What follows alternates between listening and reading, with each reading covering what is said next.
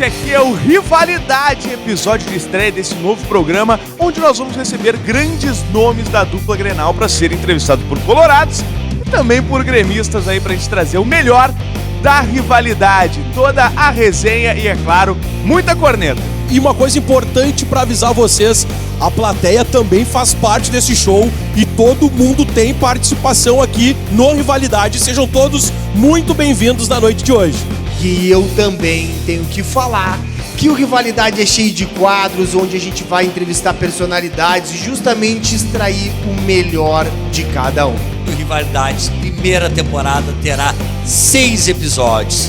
2 colorados, 2 gremistas e 2 que fizeram história na dupla Grenal. E para começar, a gente não podia escolher outro cara, um cara que marcou a história do Grêmio, marcou a história do Internacional. Então palmas para ele, vem pra cá, Celso Rotti!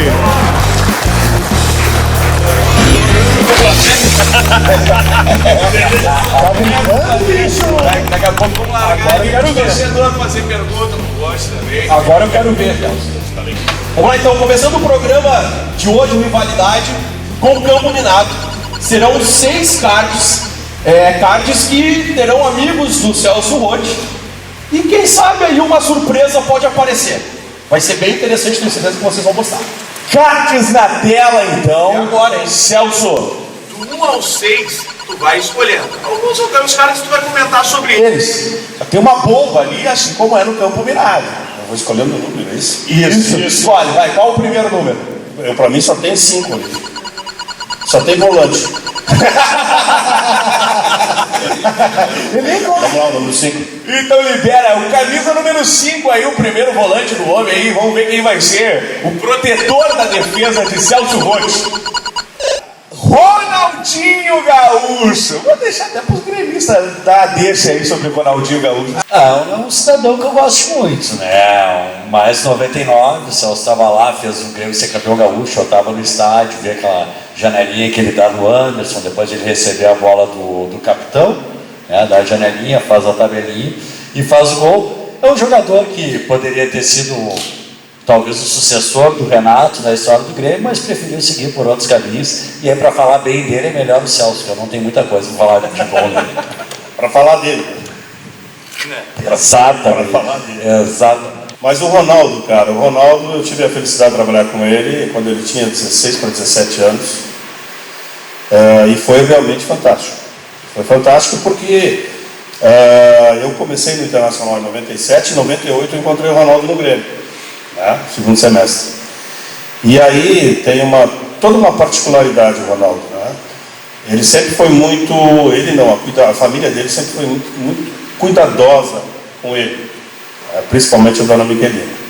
E o Ronaldo, menino, ainda um adolescente, né, já no profissional do Grêmio, já disputando competições por várias seleções, né, e a gente tinha que ter realmente um cuidado muito grande com ele. Por quê? Porque, além de tudo, ele já era, com 16 anos, alguma coisa diferente, né? Não um ET, mas era diferente. Aliás, eu conheci o Ronaldo, eu vi o Ronaldo pela primeira vez, é bom que eu diga isso, lá em 87, quando eu era preparador físico do Grêmio, né? Com o Filipão, o Filipão era o treinador e o Ronaldo tinha 10 anos. E naquele momento o irmão dele era o craque do Grêmio, né? O Assis.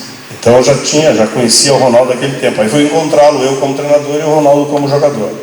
E foi uma experiência muito importante porque eu tive a oportunidade de ter uma sequência no Grêmio e trabalhar didaticamente com o Ronaldo. E isso é um problema muito sério. Falar em didática é uma coisa muito séria. Você tem que explicar o que é isso, né? Didaticamente é fazer as coisas gradativamente, né? De acordo com a faixa etária dele, né? E desenvolver aquilo que ele podia desenvolver naquele momento. Por quê? Nós temos um problema muito sério no futebol, né? Os jogadores, eles são jogadores de futebol, eles não são cidadãos. Então nós temos essa lacuna na formação de atletas em qualquer clube brasileiro ou em qualquer clube da América do Sul.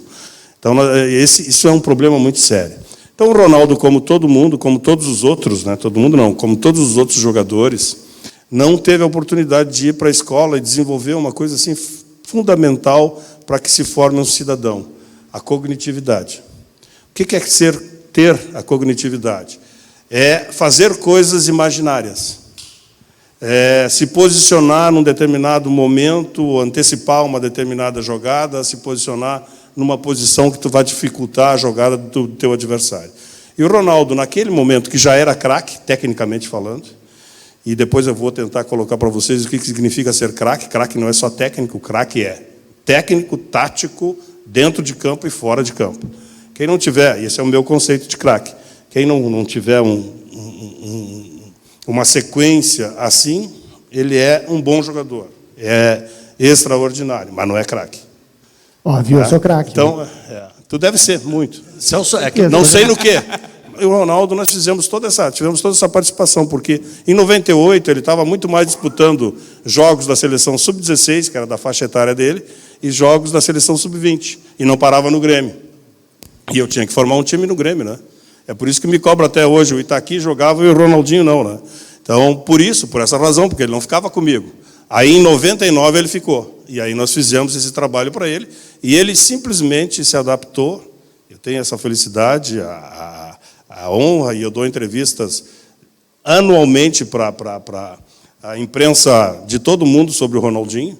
Tá? E nesse semestre, ele se adaptou, e se adaptou bem, porque além dele fazer e cumprir todas essas etapas, didaticamente, nós colocamos ele para disputar os jogos do Campeonato Gaúcho fora de casa. Nos campos ruins, contra o adversário, onde o adversário tem mais possibilidade de chegar mais junto, estar mais perto, porque os campos são menores, e a dificuldade de dominar uma bola. E o Ronaldinho cumpriu essa tarefa, e além de ser ser o goleador do Grêmio, ser o craque que ele foi, ele conseguiu o primeiro título, e no dia seguinte, no domingo nós ganhamos o título, na segunda ele tinha sido convocado para a seleção. Então, falar o quê do Ronaldinho, né? Uma pena ele ter parado tão cedo.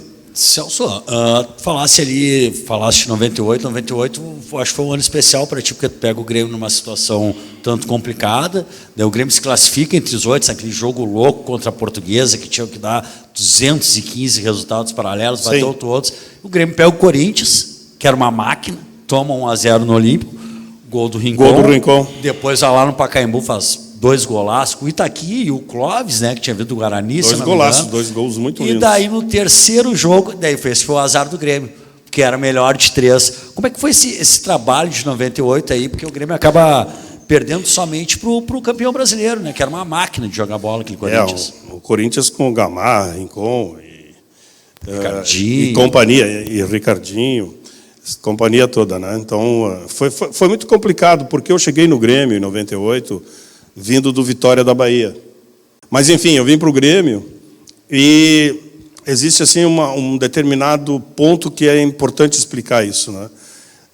Tem determinadas situações e momentos e de conquistas que, às vezes, destroem uma equipe. O que eu estou querendo dizer com isso? É tanta conquista, ou tantos campeonatos, que tu acaba destruindo o elenco. E eu me lembro que eu cheguei no Grêmio, o Grêmio estava com um elenco realmente muito complicado e numa situação difícil na tabela. Aliás, eu não me lembro de ter chegado no Grêmio num momento bom. Isso é verdade. Mas, enfim, né? Não teve, né? Não me lembro que não teve. Não teve. Aí nós conseguimos, através de muito esforço, porque nós tínhamos quem? O Ronaldinho, tínhamos o Clóvis, tinha aquele centroavante alto, que eu não me lembro agora o nome dele, tantos jogadores. Mas nós Magrão? Era o Magrão? Não, veio de Santa Catarina, não me lembro agora. Tantos jogadores assim que todo mundo considerava jogadores médios, e nós fomos trabalhando aquele grupo, e quando eu cheguei no Grêmio, nós tivemos uma sequência de empates, 6, 7, 8 empates, e o Rodrigo Mendes, que veio do Flamengo, foi muito importante naquela campanha. Agora eu começo a falar do time e começo a me lembrando. E nós fomos, com os empates, nós fomos estabilizando o Grêmio. E a partir de um determinado momento, nós começamos a conseguir resultados importantes, dentro do Olímpico e fora dele. Tanto que nós chegamos com aquela situação de classificação na última rodada e conseguimos, aí, com os resultados todos dando certo. Mas o mais importante foi o seguinte, nós perdemos o jogo no Olímpico com o gol do Rincon de fora da área, um gol muito bonito. E depois fomos para São Paulo desacreditados. Eram playoffs. Isso. Né? A melhor de 3 jogos. Né? Desacreditados. O Pacaembu lotadíssimo. Não tinha lugar para ninguém mais. Aí nós fomos lá e jogamos muito bem. Ganhamos o jogo de 2-0, gol do Itaqui e o Clóvis, como tu disseste, mas erramos gols com o Zé Alcino. Sim, o Zé. Começando a me lembrar, Isso. né? Zé, começando tio a me lembrar. Fabinho, O Zé Alcino perdeu 1 ou 2 gols. Valmir na Zé. lateral direita. E o mais importante foi... O mais importante não, ter conquistado aquela vitória foi fantástico no sentido coletivo. O Grêmio, naquele momento, era um time coletivo. Né? E quando o time se torna assim, quando o time cria alma, fica muito difícil, ele fica quase que imbatível. Mesmo que a condição técnica dos jogadores não seja aquilo que todo mundo espera. Né? Então, o Grêmio se tornou, naquele jogo, naquele resultado, no Pacaembu, na frente de 40 mil torcedores, se tornou um time realmente muito forte. Só que nós fomos, de novo, para a terceira partida que definia, e nós tivemos uma infelicidade muito grande. O Rodrigo Mendes, que tanto nos ajudou, no primeiro lance do jogo, teve um rompimento do tendão colateral. E não quis sair do jogo. E era o cara que marcava o primeiro pau. Exatamente, casquinha gol de Edilson. Escanteio para o Corinthians, lá no segundo tempo, sei lá quantos minutos, ou no primeiro, não me lembro. Uma bola colocada no primeiro pau, o Rodrigo não conseguiu tirar a bola, disputou com o Gamarra, que era o zagueiro do Corinthians. A bola sobrou para o Edilson. Gol, bateu no Edilson, entrou 1-0, perdemos aquela classificação para um time que depois se tornou campeão brasileiro. Bicampeão, né? Bicampeão, é. Os números aí do Campo Minado. Escolhe outro número aí, Celso. Bota lá o 3. Soprou? Vamos ver o número 3. Vamos lá, Guina Azul, é isso? Azul. Esse aí, porra. Esse deve ter muita coisa para falar desse cara, que era um monstro. Esse eu me encontro com ele quase todo ano, né? Todo verão. O Guina Azul, cara. O Guina Azul era um cara de origem argentino, não é isso que eu quis dizer, mas ele era um quarto homem pela esquerda e acabou se tornando segundo volante no Internacional. Aliás, o Internacional de 2010, quando eu trabalhei com o Guina Azul, eu, no Rio de Janeiro ainda, era treinador do Vasco. Quando eu saí, eu me desliguei do Vasco, né? Eu disse no Rio de Janeiro ainda para a imprensa do Rio Grande do Sul que nós iríamos ser campeões da Libertadores, antes de chegar em Porto Alegre. Por quê? Porque esse cara aí, o tal de Guina Azul, junto com o Sandro, que eram os 2 volantes que eu tinha na época, né, fizeram coisas maravilhosas. O time do Internacional que nós conseguimos montar em 2010, montar no sentido assim de colocar para jogar, porque eles já estavam no Internacional, né?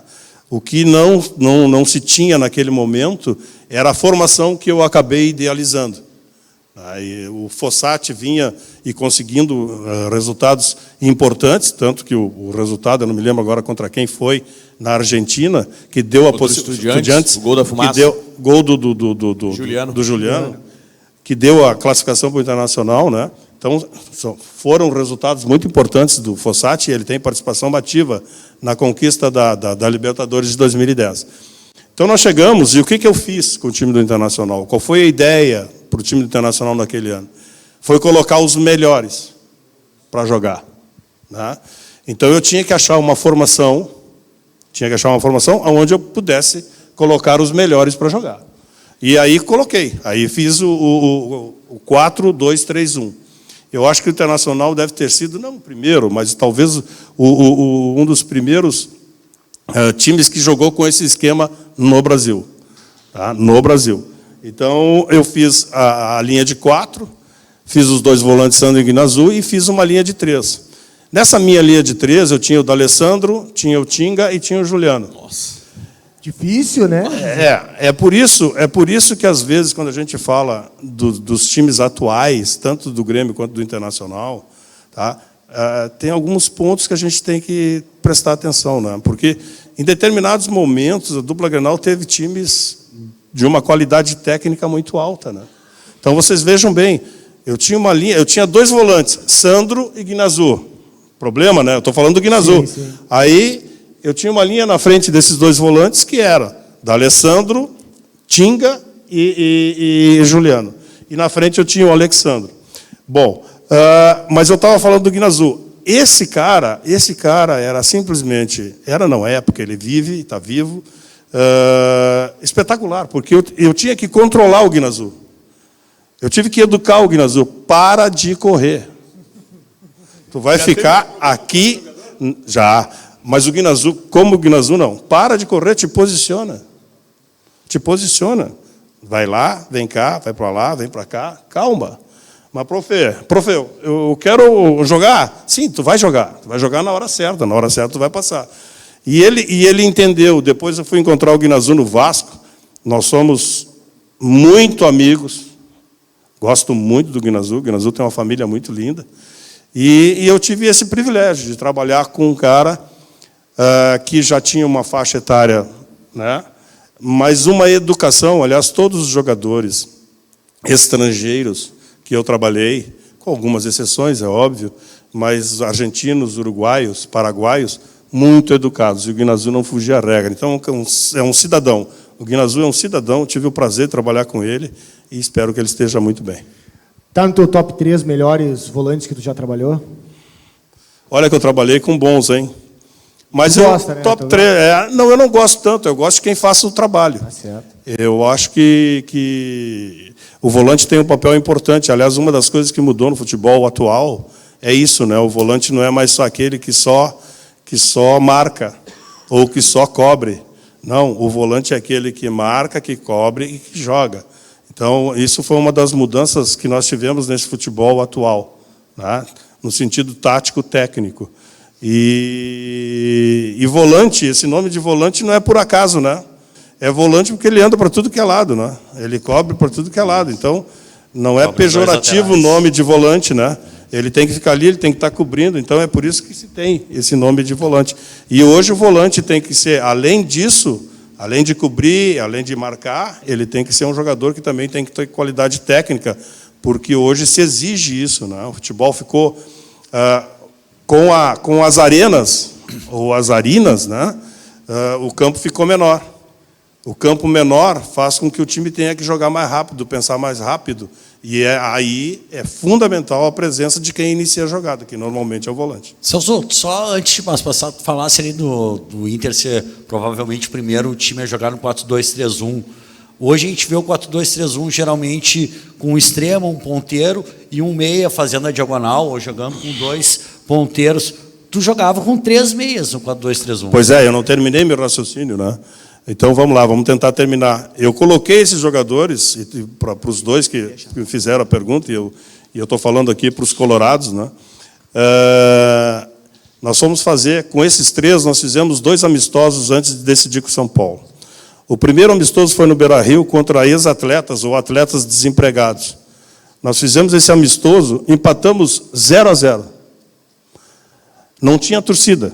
Tinha uns 4, 5 gatos pingados lá, que vaiaram, e com esses 3 aí, com esse time aí que eu falei para vocês, né? Vaiaram para caramba, empatamos 0-0, não tivemos nenhuma oportunidade. Aí nós conseguimos um amistoso na fronteira, em Santana do Livramento, tem aquele campo no Uruguai, né? Fomos jogar lá contra o Penharol. Um amistoso contra o Penharol. Um amistoso bom, ótimo, fomos jogar lá. Primeiro tempo eu coloquei esse mesmo time, não conseguimos chegar nem perto do gol do Penharol. Tá? Aí, o segundo tempo, eu tive uma luz e coloquei o Tyson. O Tyson entrou no time porque nós não tínhamos profundidade, nós não tínhamos velocidade. E o Tyson, de origem, é meia. Era meia na equipe de júnior, porque antes de eu trabalhar no Internacional em 2010, eu tive nessa Copa Sub-20 aí feita pela Federação Gaúcha e descobri não, olhei e vi 3 jogadores, 2 no Grêmio e 1 no Internacional. O do Internacional era o Tyson, do Grêmio era o Rafael Carioca e o lateral esquerdo, Helder, que acabou fazendo uma boa campanha naquele momento. Mas o Tyson era meia no Internacional, e tinha outro meia no Internacional, que era uma promessa, um menino lá que acabou não vingando, saiu do Inter e tal.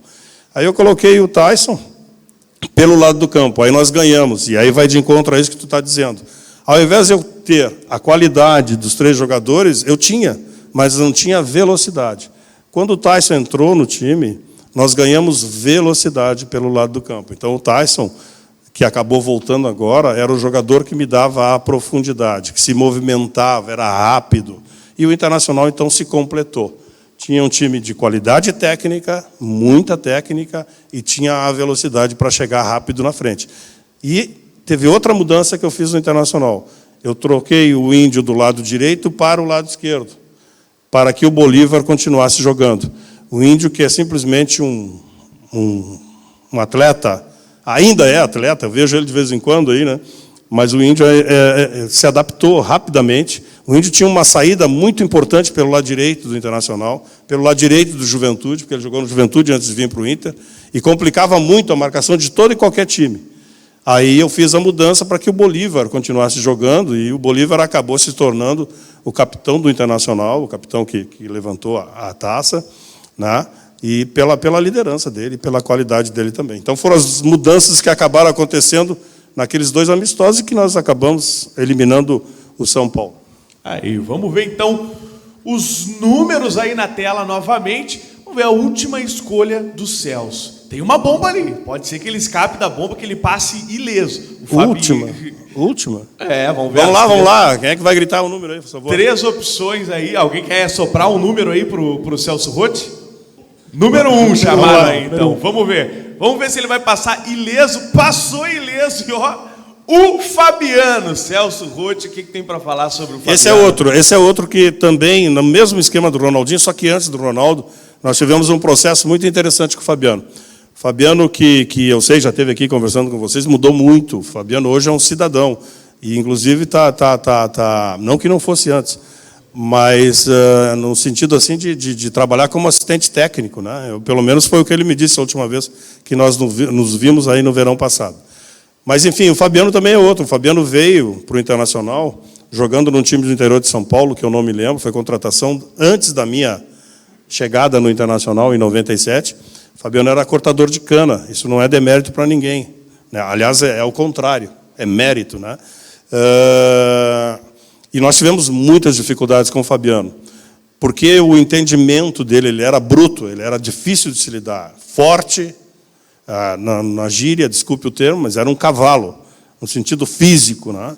Só que ele era um cavalo que não usava a força dele. Então nós conversamos muito com o Fabiano, colocamos o Fabiano na posição que ele acabou dando resultado. E não foi só o resultado do Campeonato Gaúcho que ele deu. Naquele ano, em 1997, o Internacional merecia ser campeão brasileiro, pelo time que fez e pelas apresentações que fez.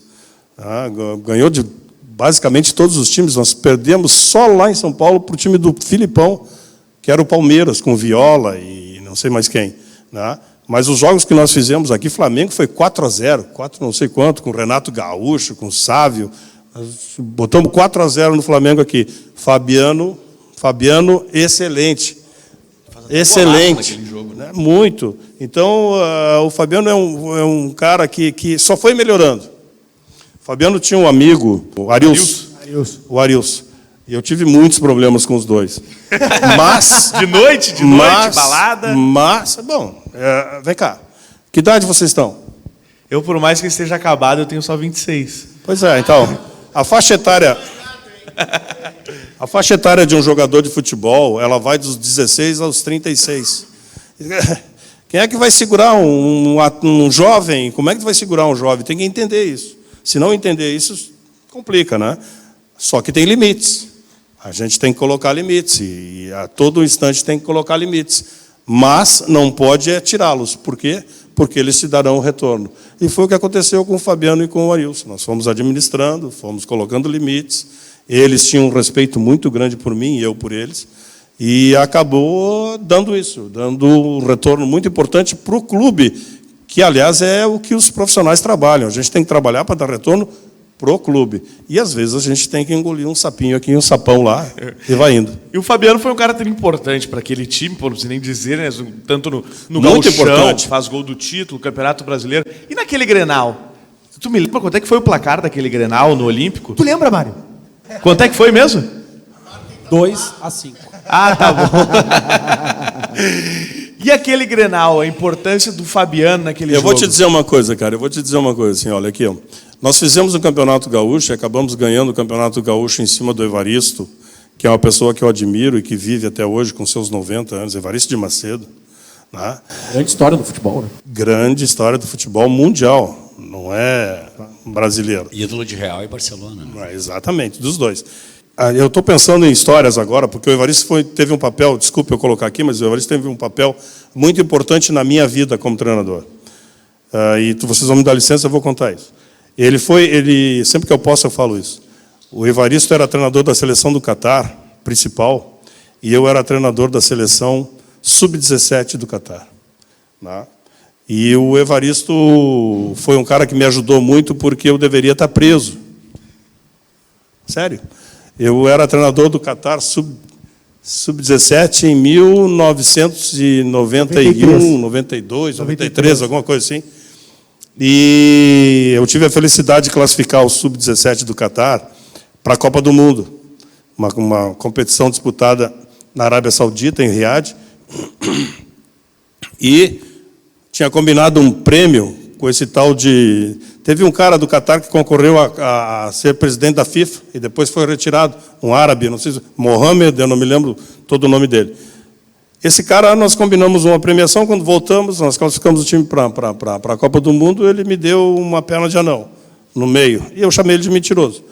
Aí, tu já imaginou chamar um sheik de mentiroso? Tá maluco. Aí, se não fosse o Evaristo, que estava na casa do presidente do país, Sheik Ahmed, que era o que mandava, o presidente do país, simplesmente o sheik, o rei do país. Se ele não estivesse tomando chá, né? Se ele não estivesse tomando chá com chá, né? Era amarelinho.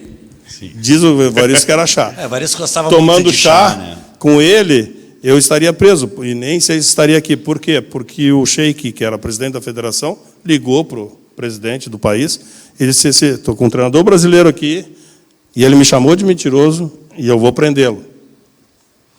Aí o sheik olhou para o Evaristo, isso tudo o Evaristo me contando, mas bem depois. Disse: mas quem é o treinador? Aí o sheik pediu o nome, ele disse: é fulano de tal. Ele disse: não, calma, o Evaristo daquele jeito dele, carioca, né? Malandro, calma, deixa que eu vou resolver esse problema. O cara me deixou ir para casa. Simplesmente depois de um mês ele me deportou do Catar. Nossa. Eu voltei depois, um mês depois, a trabalhar, porque ele tinha sheiks concorrentes. Mas é uma história e tanto. Bom, então nós conseguimos ganhar esse título gaúcho e começamos a ir bem no Campeonato Brasileiro, né? Aí nós estávamos tão bem, liderando o Campeonato Brasileiro, que tinha o Grenal. E eu me lembro que eu comentei com a direção do Internacional, naquela época era o Pedro Paulo Záquia, o falecido Ibsen Pinheiro, Fernando Carvalho, Fernando Miranda, e duas pessoas que eu acho que já faleceram, o Silvio Silveira e o Pellegrini. Pellegrini tio, não o Pellegrini esse que teve ultimamente aí. Eu disse assim, pô, seria para que Grenal agora, né? Para que? Nós estamos tão bem, vamos jogar Grenal agora, ainda mais no Olímpico. Né? É complicado, o Grenal sempre é um jogo muito difícil, tanto de um lado quanto do outro. Para que Grenal? E o Grêmio com o Guilherme, com Beto, Sérgio Beto. O time do Grêmio tinha feito contratações fantásticas. Bom, mas não estava tão bem quanto o Inter no campeonato. Aí nós fomos jogar no Olímpico e a coisa começou, né? E começou, e foi. E tivemos a felicidade de ganhar, mas aquilo é uma coisa única. Agora, a coisa única que eu me lembro é o presidente do Internacional chorando, né? Chorando copiosamente na minha frente por ter conseguido o resultado, coisa que nenhum presidente tinha conseguido até então.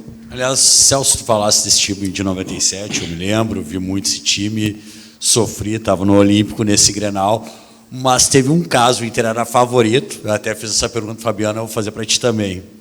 Passa. A matéria do Christian com o Regis Rezin, onde ele foi no restaurante e pegou todo o grupo do Inter, comeu galo, comeu porco e comeu peixe. O que aquilo teve de influência para o Inter não ser campeão? Aquilo ali é imaturidade. E esse é um ponto que o treinador não consegue controlar. A imprensa, a família, os amigos, o cara que abastece o carro no posto de gasolina. É a imaturidade completa do jogador de futebol. E tu não tem como controlar isso. O que a imprensa diz, por exemplo, muita gente fica muito braba comigo quando eu digo assim, olha, eu não ouço rádio para ouvir coisa esportiva. Não leio nada esportivamente e não vejo televisão. Mas, porra, tu é um ignorante? Tu é um alienado? Não, porque as pessoas formam opinião. Não dá para ver. A gente tem critérios técnicos para definir quem joga. Tem critérios de treinamento, técnicos, táticos, para definir quem vai jogar. Se começar a ouvir as pessoas falarem, não, mas o fulano jogou mal, não, mas jogou mal, não, ou jogou bem, ou é o cara porque faz 2 gols e passa a ser o cara. Não é nada disso. O treinador não pode estar ouvindo esse tipo de coisa. E aí o Christian, infelizmente, caiu nessa armadilha do Regis, né? Que na época era um repórter que fazia sucesso pelo jeito que fazia as coisas. Ele fez e o Christian entrou na dele. Infelizmente, o Christian, que vinha num momento muito bom, entrou na dele, provocou os adversários e aí nós tivemos dificuldades óbvias, né? E o Christian tomou uma chamada no vestiário? Óbvio que sim. Mas não adianta, depois que aconteceu, não adianta. Não adianta mais. Depois que está na mídia, deu. E o Regis, levou uma chamada? Ele cobriu o Regis levou a chamada sim. Levou uma chamada sim, por parte da direção do Internacional, basicamente. E da minha parte, que eu me lembro, acho que nunca mais chegou perto de mim. Só isso. Abraço, Regis Reis. Nos quebrou em 97. Não dá, né? Não dá. Aí é complicado. Ao invés de jogar do lado, joga contra. É complicado, né? A gente vai para um quadro bem simples, né? É ou bebe ou pede a conta. A gente vai fazer perguntas pro Celso Rotti e se ele disser que já fez, a gente bebe. Se ele disser que não fez, ele vai pedir a conta. Então pode colocar, não posso eu beber se não se importar, mas se tu quiser beber também pode beber junto. Beber o quê que tu vai beber? Uma Dado Beer. Esse é o boteco Dado Beer. Tu não vai beber água, né? Não. Aí eu vou concordar sempre. Tá saindo daqui bêbado hoje. Então pode fazer a mágica e botar a mesa aqui no meio. Feito então, vamos fazer o seguinte, vamos começar abrindo a Dado Beer. Eu vou abrir aqui, mostrar aqui para a tela que a gente está tomando uma geladinha da Dado Beer, que está até espumando aqui, mas está geladíssima demais. Serve ele. Ele disse que vai deixar pra gente beber. Vou começar com a primeira pergunta. Então, Celso, tu quer assumir ainda um time em 2023? 2022. Claro, por que não? Aliás, esse foi um erro grande da minha carreira, né? Eu senti no início dela que os dirigentes dos clubes não dão importância para o regional. E que o regional não tem importância para quem ganha, só tem para quem perde.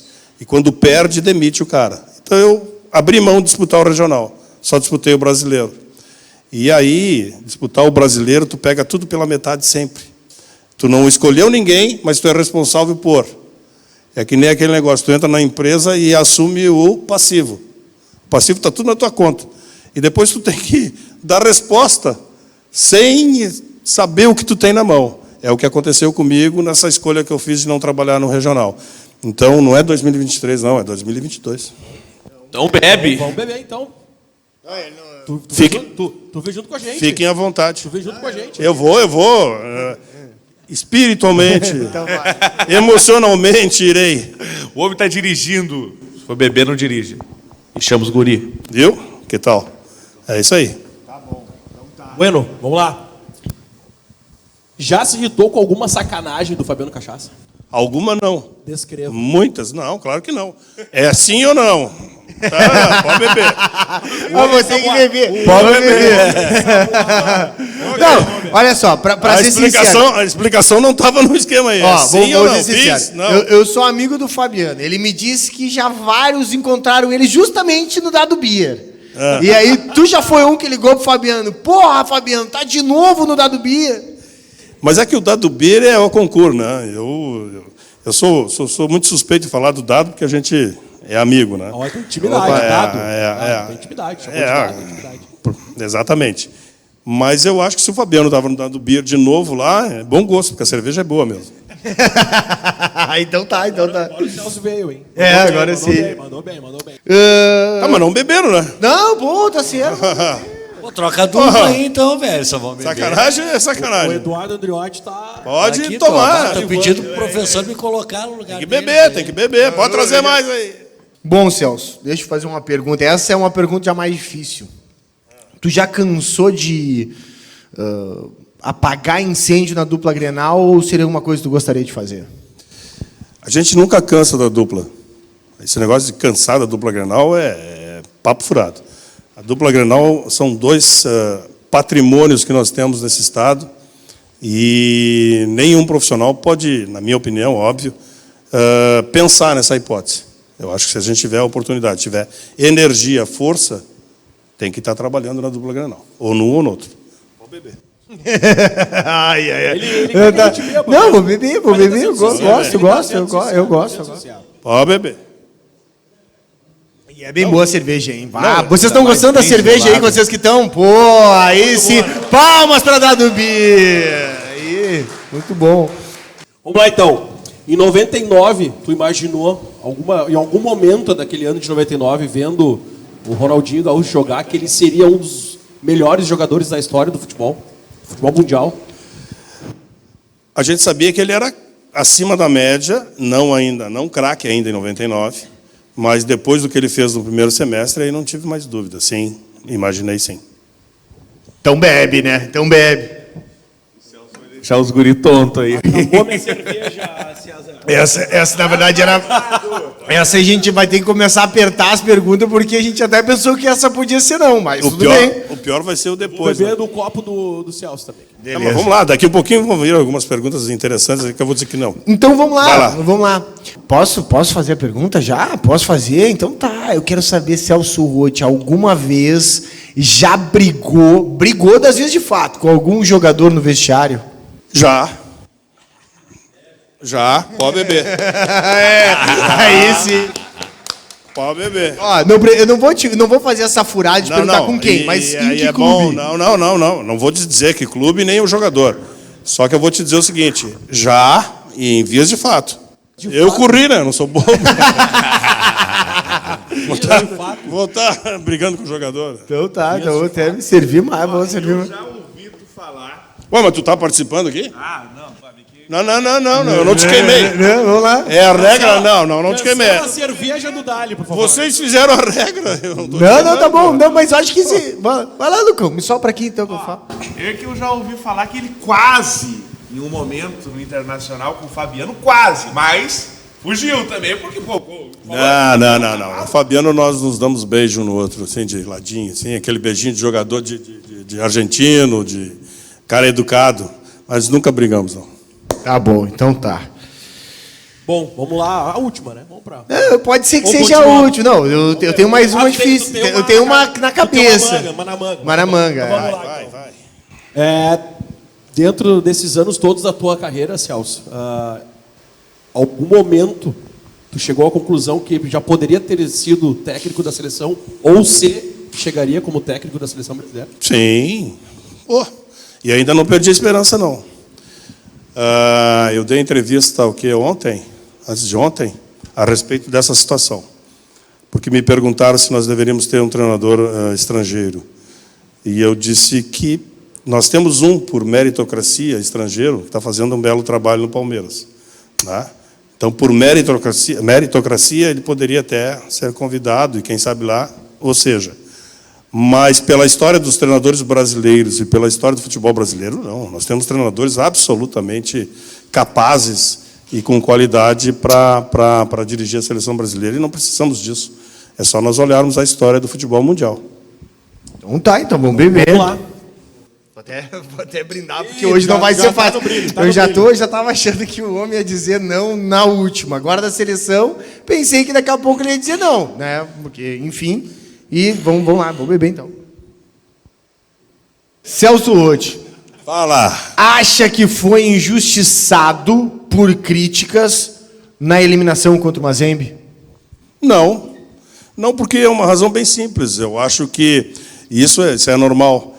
Vamos supor, o jogo do Mazembe de novo. 80%, 90%, pelo estágio que estava a equipe do Internacional naquele momento, a expectativa era positiva. O grande problema é que quando tu tem uma expectativa de 80%, 90% e não consegue o resultado, ela se torna 300%, 500% negativa contra. Então, esse é o grande ponto, né? Nós fizemos, naquele jogo contra o Mazembe, planejamos tudo o que nós podíamos, fizemos tudo, eles falam em modernidade, já naquele tempo nós tínhamos tudo isso que estão fazendo hoje. Aliás, isso é uma coisa muito importante.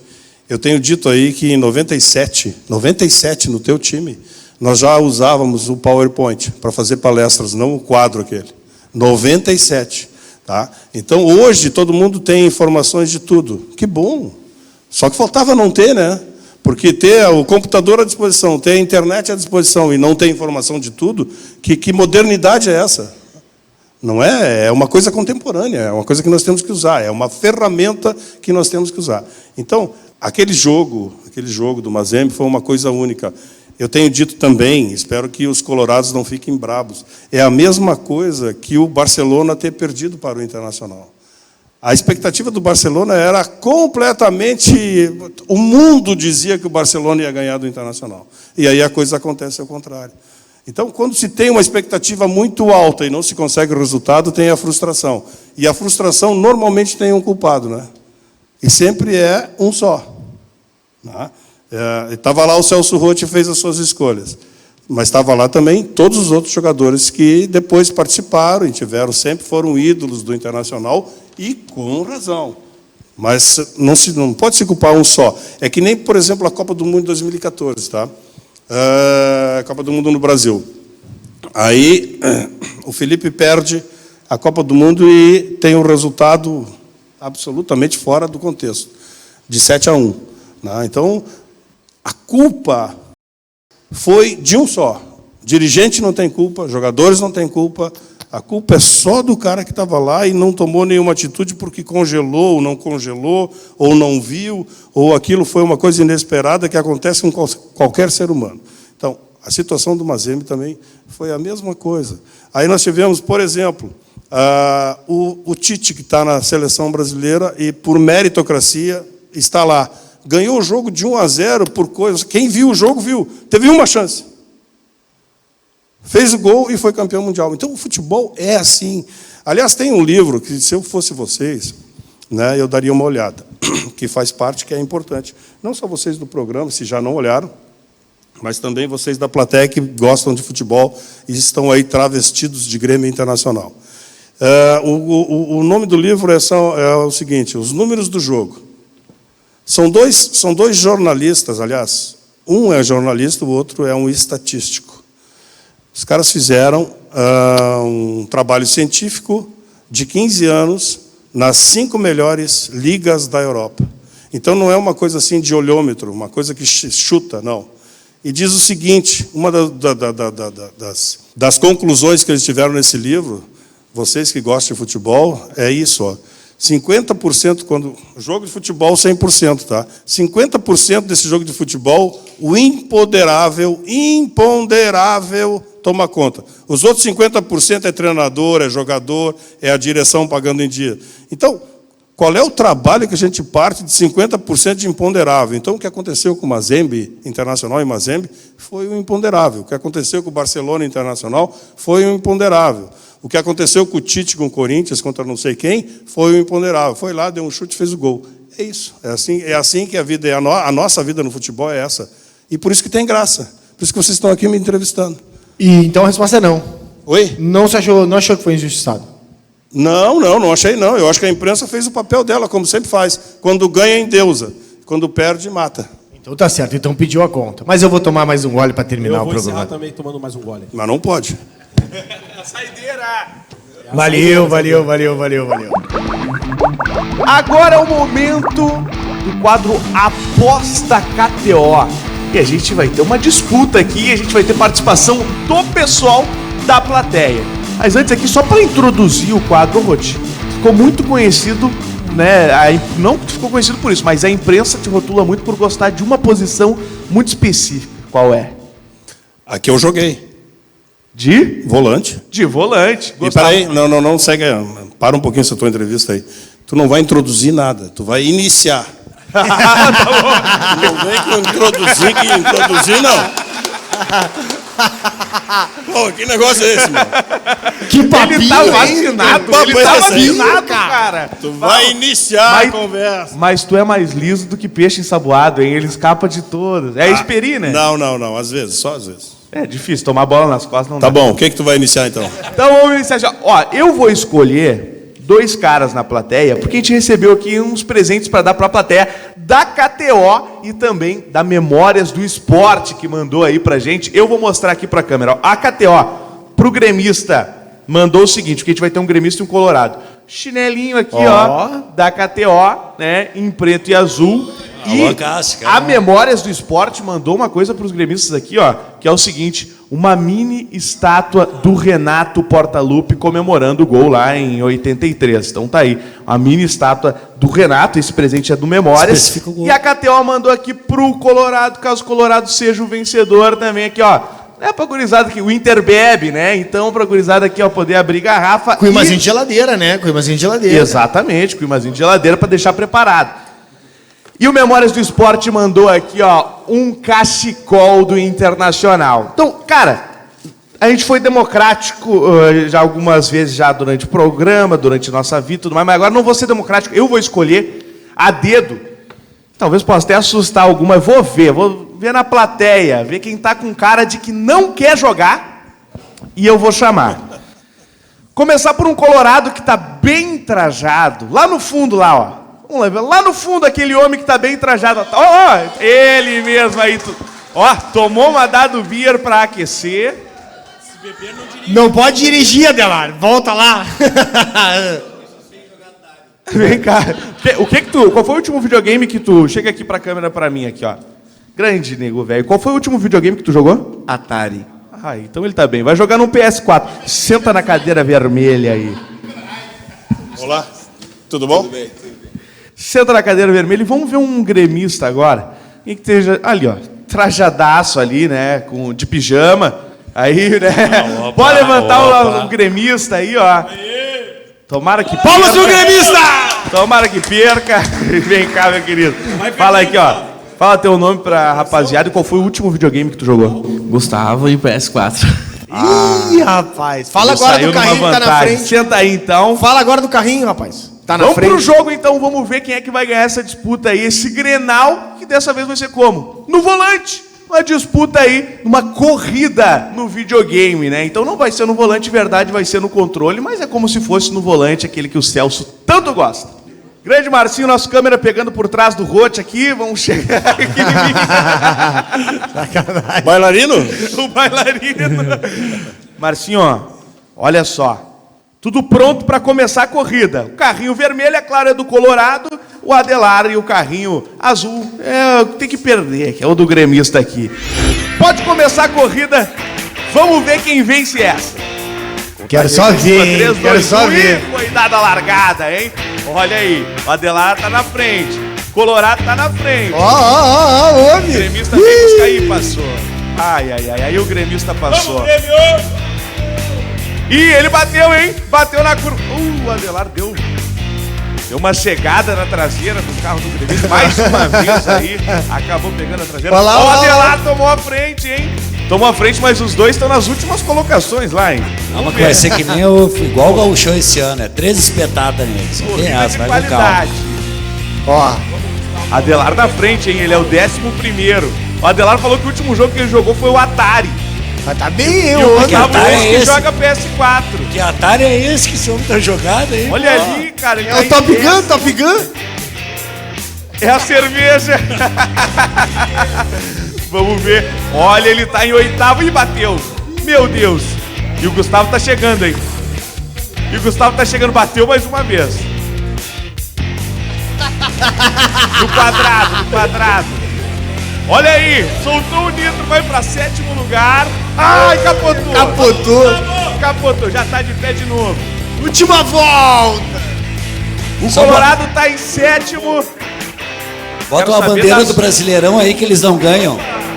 Olha, eu acho que no começo, hein, essa aí pode até ser uma zebra, hein? O Adelar tinha com certeza aí a odd mais alta, hein? Se tivesse na KTO essa disputa, o Adelar ia ter a odd mais alta, porque ele falou que o último videogame que ele jogou foi o Atari. Eu vou ajudar. Veio, não, eu joguei PS4. O homem tá muito atrás, meu, porque o cara capotou já umas 10 vezes.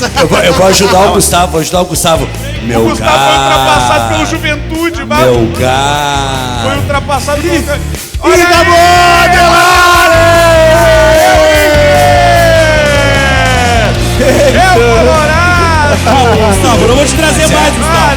Não vou te trazer mais. Vem cá, vem sentando. Eu confiei, hein? Eu confiei nesse cara. Tô ganhando, ele deixou ganhar. Deixou nada! Ri na cara dele que ele é gremista. Mostra a cara dele aqui, ó. Mostra a cara dele, ele tá triste. Ele tá vermelho, ele tá envergonhado. Olha, é o Inter! Aí, Gustavo, taça PlayStation pra eles agora. Aqui, ó. Não, ficou em sexto lugar, como o Inter sempre, sexto lugar, tá Pega certo? aqui, ó. Para, mano. Toma, pode abrir, abre aí. Sexto lugar, tá bom? Vaga na pré-Libertadores, parabéns. Tá, Valeu, pode ser considerado um título. Ô, meu, ali... E aqui, ó. Boa. Essa daqui vai... Ô, meu, vai lá pra depois garrafa no que Nego colocação Velho. que ele tirou ali. Nego Velho Bar. Viva a KTO, viva todo mundo. Boa, pega a taça PlayStation ali, nego, velho. Valeu, KTO, valeu, taça Memórias do PlayStation. Esporte. Sacanagem você está em 25º aqui também, hein, meu? Uma coisa, Sacanagem. É verdade que ele vai ter que ligar o Waze pra dar a volta olímpica? O quê? É verdade que ele vai ter que ligar o Waze pra dar a volta olímpica? Eu não sei, Não, mano. Mas hoje ninguém vai dar. A verdade é que o Grêmio conseguiu ser rebaixado até no Eu videogame. não sabe o que fazer, vem cá que eu vou te ensinar. É assim, a gente pega... É a taça PlayStation. É isso aí. É a taça PlayStation. Eu gostei que o aqui parceiro no trocou os brindes pela cerveja. Mereceu. A plateia é parte integrante desse programa aí. Muito obrigado. Palmas pra plateia. Valeu. Rapaziada, o nosso outro quadro agora, já agradecendo a Casa dos Cacaredos, que nos ajudou aqui com os telefones. Vai tá. Diz o folclore do futebol gaúcho que sempre que um treinador cai na dupla Grenal, o telefone do homem toca. É o folclore do futebol gaúcho, isso já é tradicional, mas é sempre para apagar um incêndio. É sempre na hora do aperto o telefone de Celso Rotti toca. Dessa vez não, Celso. Dessa vez não tem essa. Aqui vai ser para coisa boa. Quando tocar um dos dois telefones, que tocarão 2 vezes cada um deles, vai ser coisa bacana para ti. Então é o seguinte, libera as linhas aí, por favor. Muito bacana, deve ser. Muito bacana. Tocando. Vamos fazer o seguinte. Pronto. Resolvi o problema. Escolhe um. Escolhe um, Celso. Vamos lá. Aí. Fala pessoal, fala Celso Rotti, tudo bem? Aqui é o Léo.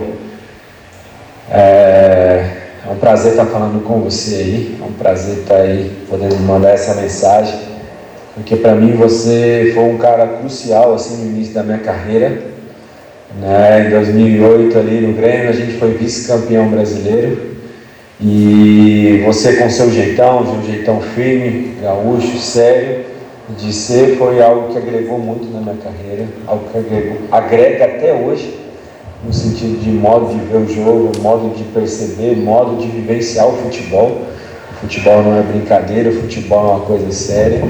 E já desde aquela época, em 2008, a gente jogava com 3 zagueiros, a gente foi vice-campeão brasileiro, Léo Pereira e Hever, e tivemos grande êxito. 14 anos depois, aparecem alguns treinadores, né, com a mesma formação, com 3 zagueiros, com 3 volantes. Naquela época, todo mundo falava que era tipo como retranqueiro, que não sei o quê. Hoje não, hoje parece que é futebol moderno e tal. Mas 14 anos atrás você já tinha esse princípio, já tinha essa aplicação. E você aí, com certeza, é um cara fantástico. Um cara que o futebol precisa. O futebol ainda precisa dos Celso Rotti da vida, dos dos Oswaldo Oliveira, dos Filipão aí, dos treinadores aí que tem um grande perfil. Quero mandar um grande abraço para você, Deus te abençoe, tamo junto, grande abraço, hein? Tchau, tchau. Boa. Porra! Grande Léo. Fez gol em Grenal, hein? Léo fez gol em Grenal, lá no Olímpico, de cabeça. Esse menino, ele começou a jogar no profissional do Grêmio, felizmente comigo, né? E ele se tornou praticamente não é filho, né? Mas uma pessoa que eu realmente admiro muito. Encontrei ele no Cruzeiro depois também, mas já mais maduro, né? Participei do casamento do Léo, fui convidado. E uma coisa importante para vocês saberem, vocês da plateia aí, é muito mais importante ouvir isso de um jogador do que, às vezes, ganhar título. Né? O título, às vezes, é uma consequência de várias coisas, mas o reconhecimento não. O reconhecimento é individual. Então, isso é muito importante. Muito bom, muito bom, muito bom. Mas mais gente, calma, mais gente vai te ligar também, Celso. Toca o telefone de novo mais uma vez, solta as linhas. Agora tem de vermelho, pô. Agora tem de vermelho. Tem que dar dica. Alô? Fala, Celso Rotti, que é o Bolívar. É um enorme prazer estar gravando esse áudio. Foi um cara que foi muito importante na minha carreira. Foi o cara que me determinou como capitão da equipe em 2010. Isso eu vou ser eternamente grato a ele sempre. Tenho uma admiração e um respeito e um carinho muito grande por ele sabe muito bem disso. Para mim, um dos melhores técnicos taticamente. Esse cara, o trabalho dele tático é impressionante. Nosso time, sem dúvida nenhuma, depois da chegada do Rotti, ele foi uma outra equipe, muito mais organizada, muito mais determinada. E um cara que tem uma relação incrível com os jogadores, um cara fantástico. E essa história de ir para a área foi determinado já naquele momento do jogo, no 1-1, que já estava bom, né? Geralmente vai um zagueiro, fica outro, e o Rotti até conta, né? Num dos DVDs aí, que o Índio não tem conversa, né? O Índio saiu correndo na frente, eu olhei pro Rotti até para pedir para ele para ir para a área. Aí ele até falou: não, Bolívar, fica um. Eu falei: não, Rotti, vou fazer o gol, vamos lá. Acabei indo e tendo a felicidade de fazer o gol da vitória. Então, prazer, tá, Rotti? Tá mandando esse áudio para você aí. E saiba que tem um cara aqui que tem uma admiração e uma gratidão eterna por você. Tá, amigo? Grande abraço. Bolivão. Esse episódio aí foi no jogo dos Chivas, lá em Guadalajara. Eu gritando, nós estávamos ganhando o jogo de 1-0. Tá? Aliás, estava 1-1, porque o Chivas saiu na frente. E já estava na parte final do jogo, 30 e poucos minutos. E eu dei um escanteio a nosso favor e eu disse: pô, o Índio foi para a área. Tinha calma, tá bom, tá tudo bem, tá tudo certo, vamos decidir lá. Né? Lá que é aqui. O Bolívar: não. Eu vou lá e vou fazer o gol. E foi e fez o gol. Ganhamos o jogo 2-1. Essa é a história que ele contou aí. Mas esse também é outro, né? Diferente do Léo. O Léo foi um menino que a gente teve a oportunidade de colocar. O Bolívar tem uma história diferente. O Bolívar era a base do Grêmio. O pai dele foi meu atleta. O Bolívar, lateral esquerdo do Grêmio, que jogou o tempo que eu era preparador físico do Grêmio, em 87. Então, eu tive o prazer de trabalhar com o pai do Bolívar. E depois encontrei o Bolívar no Grêmio, quando eu era treinador do Grêmio. O Bolívar jogava no Sub-17. E depois, para surpresa minha, encontrei o Bolívar em 2010, já jogando no Internacional, de zagueiro e tal. Então, de novo, né, é aquela situação. O jogador, depois que para, não o caso do Léo, mas o caso do Bolívar, que está trabalhando aí já como treinador, fez curso de treinador. Eu nunca dei curso de treinador, aliás, eu sou avesso a dar curso e palestra, apesar de ser convidado, muito convidado. O Bolívar, numa das minhas participações do Sindicato dos Treinadores aqui do Rio Grande do Sul, participou e fez o curso. E está aí trabalhando. Que bom, que bom. Os dois zagueiros, por acaso, né, são de um caráter exemplar. Que bom. Muito legal, muito legal. Celso, a Casa do Cacaredo mandou essa lembrança aqui para ti. Agradecer a tua participação. Muito obrigado. No nosso quadro, nosso programa. Parei um pouquinho agora. Vamos olhar o que é, né? Isso é importante, né? Para ver se os caras vão falar que é só migué. Pega e não larga. Olha aí, aqui. Ó. Vamos lá. O boné é bonito. Senão os caras vão falar que não tem nada, que é só uma sacola aí, que é só migué. Não, aqui não tem aqui migué. Não tem migué, não, cara. Dá um migué. Migué é só o que tu fez o Fabiano fazer lá em 97. Olha aqui, Aquilo lá foi muito legal. Depende. E a Casa do Cacaredo também. Pô, bacana. Tem um bilhete para mim aqui, vamos ver o que é. Compre aqui, tem desconto.